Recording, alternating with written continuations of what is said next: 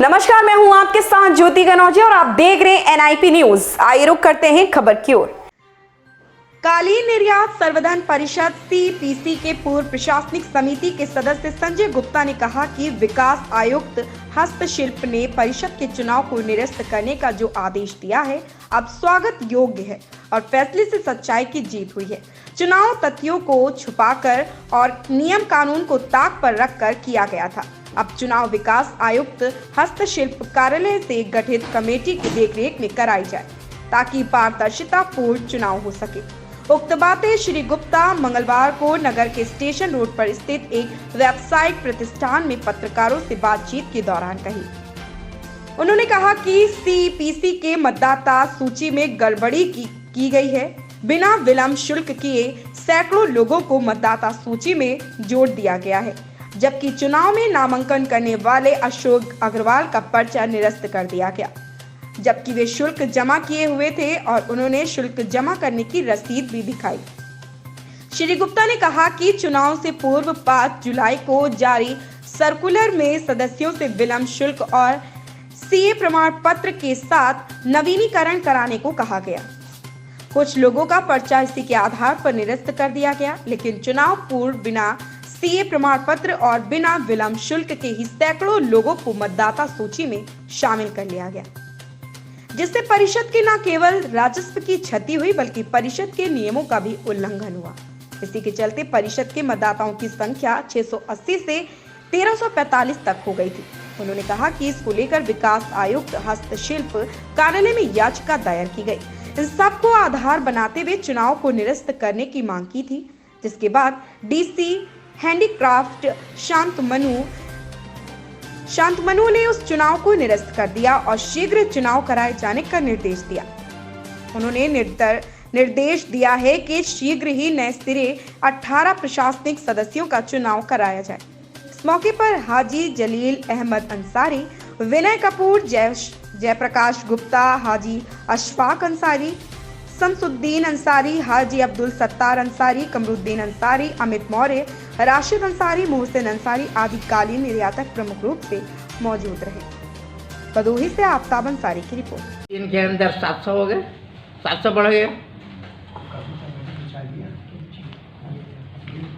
ये तो ऐसे ही लगता है कि ये सारे के सारे जो है क्या कहते हैं कि बनाया हुआ। हाजी साहब, आपने कहा कि इलेक्शन कभी सही नहीं हुआ ना, कभी आपने कंप्लेन किया, कभी आपने उस पर कमेंट किया। बारहा होता रहा, कई मरतबा इलेक्शन हुआ, मरतबा होता रहा है, उसको इग्नोर करते हैं। क्यों? मतलब आपने बढ़ावा दिया। अब हम भी उसमें शामिल हो सकते हैं, कह सकते हो इन अदर वे कि हमारी बात आपने कमेंट नहीं किया, मतलब आपने गलत को बढ़ावा दिया। लिखा है कि हम आपको बताएंगे। हमने उसको आवाज़ उठाई, हमारे ग्रुप ने आवाज़ उठाई, लेकिन उसको सुना नहीं गया। और ईश्वर की मर्जी कि इस साल जो है हमारे एक साथी थे जो दिलो जान से लगे हुए थे कि इस दफ़ा हम इनको जो है इनकी पोल खोल कर रहेंगे, इसलिए खोल गया। ठीक, थैंक यू। एक चीज सीखो, ये इसी में लगे रहे। दूसरी बात, कंटेनर नहीं मिली, ये इसमें लगे रहे, इंतजाम नहीं किया। हम लोग कैटेगरी A जो यूपी का है उसका एक्सपोर्ट घट गया, हमारे मेंबर उसके लिए कुछ नहीं किया।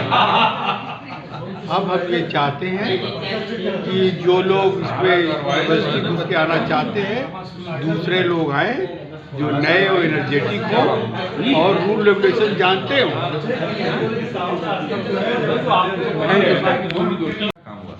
काफ़ी अच्छा काम हुआ। उसके बाद शायद हम अपनी लाइन से हटक गए। उसके बाद उसका मेंबर होना, CO मेंबर होना, चेयरमैन होना ज़्यादा इम्पोर्टेंट हो गया बनस्पत कि हम ट्रेड के लिए कुछ करें। चलिए, लोग इलेक्ट हो गए थे, अभी तो तभी 5-6 महीने तो बीत गए। कोई एक कोई प्रोजेक्ट लिया हो कि हम ये प्रोजेक्ट ले रहे हैं और इसमें ट्रेड का फायदा हो, कुछ नहीं। लेकिन एक चीज़ हम जरूर कहेंगे आपसे, जो कुछ भी हुआ गलत हुआ, लेकिन अब हम सबको मिलकर बैठ के एक राय बनानी चाहिए और सब मिलके कुछ योग्य लोग हैं उनको आगे करके वहाँ CPC भेजें, जिससे कि आम एक्सपोर्टरों का फायदा हो। और मैं चाहूँगा कि हमारी एसोसिएशन जो है ECMA, वो भी कुछ पहल करे और लोगों को इकट्ठा करे, दोनों से समझाए कि ये आपस के झगड़े से कुछ नहीं होने वाला है, हमारे दुश्मनी बढ़ती जाएगी। अच्छा ये हो कि मिलजुल के बैठ के और एक टीम बनाए और वो वहाँ जाए और जो उनको सेलेक्ट करे जो काम करना चाहते हैं, सिर्फ इसलिए नहीं फ़ोटो खिंचवा लिया या बातें कर ली या मीटिंग कर ली या दावतें कर ली या घूम लिए, ये सबसे हट के। तो मेरा ख्याल है कि अंत में तो यही सोचना पड़ेगा। कपूर साहब, ये सब कुछ हुआ है, इससे इंडस्ट्रीज को जो है बदनामी का एक धब्बा लगा। बहुत ज़्यादा। और आप सोचिए उन लोगों का क्या हाल है जिन्होंने किया, उनको भी तो सोचिए। इतना बड़ा धब्बा कौन रिस्पॉन्सिबल है? कौन रिस्पॉन्सिबल है? वही लोग हैं जिन्होंने किया। तो सीधी सी बात है, तो ये तो गलत तो हुआ ही है, बहुत गलत हुआ है। किसके लिए क्या बेनिफिट है वहाँ पर? कौन लड्डू बट रहे हैं भाई वहाँ?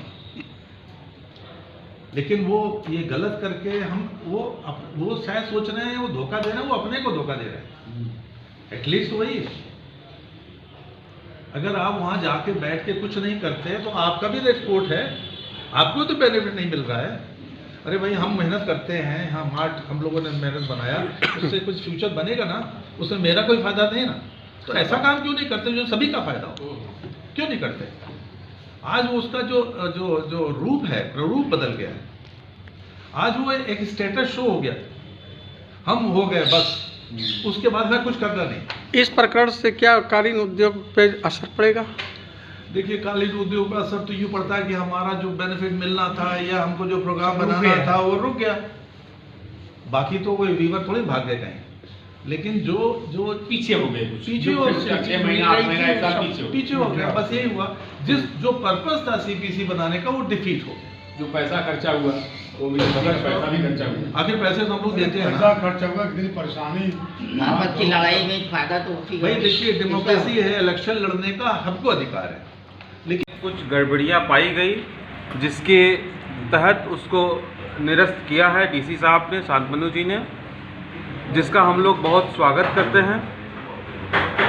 और जो डिसीजन उन्होंने दिया है, कुछ इसमें जो मेन पॉइंट्स थे, एक तो गलत तरीके से वोटर लिस्ट बनाया गया था और जो वोटरों की संख्या 680 जुलाई में थी, अचानक से एक महीने में उसको बढ़ाकर 1345 कर दिया गया था। नियम और कानून को, इलेक्शन रूल्स को ताक पे रखते हुए ये किया गया था, जो बहुत ही निंदनीय है। उसका हम लोग घोर निंदा करते हैं और आशा करते हैं कि आने वाले समय में कम से कम इस तरीके की प्रक्रिया पे रोक लगेगी, जिसका किसी ने संज्ञान लेते हुए ये डिसीजन दिया है कि ये एक गलत इरादे से सीपीसी द्वारा किया गया।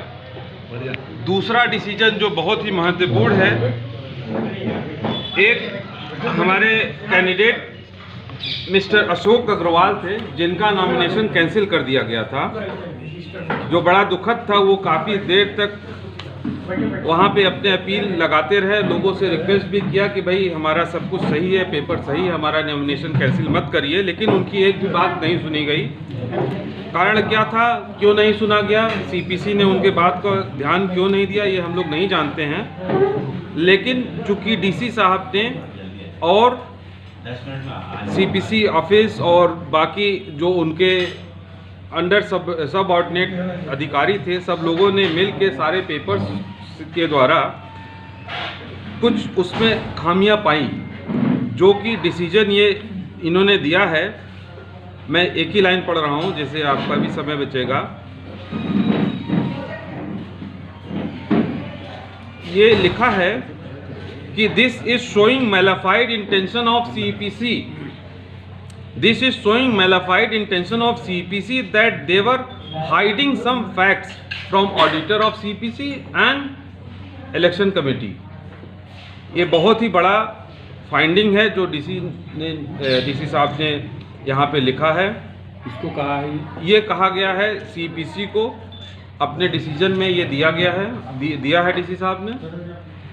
जिसका वो किसको कह रहे हैं जो आपने एक लाइन पढ़ा है? हाँ। किसको इशारा कर रहे हैं? वो इशारा कह रहे हैं, ये पूरा मैटर अब आप समझिए क्या है कि अशोक अग्रवाल जी ने अपना पेपर दायर किया, उनसे कहा गया कि आपका पेपर पूरा नहीं है, आपका जो 20-21 का जो रसीद है वो नहीं है, कि आप हम ये पता नहीं कर सकते कि आपने फीस जमा किया है कि नहीं, सीपीसी ऑफिस में बैठ के। और जबकि वो स्वयं कह रहे हैं कि हमारा रसीद ये है, ये देखिए हमारा रसीद है, मैंने पैसा जमा किया है, उनकी बात को सुना नहीं गया। तो इस पे डिसीजन दिया है कि सीपीसी ने फैक्ट्स को ऑडिटर के समक्ष हाइड किया है, इलेक्शन कमेटी मेंबर्स के समक्ष भी हाइड किया है, उसको छुपाया गया है, जो कि बड़ा गलत था।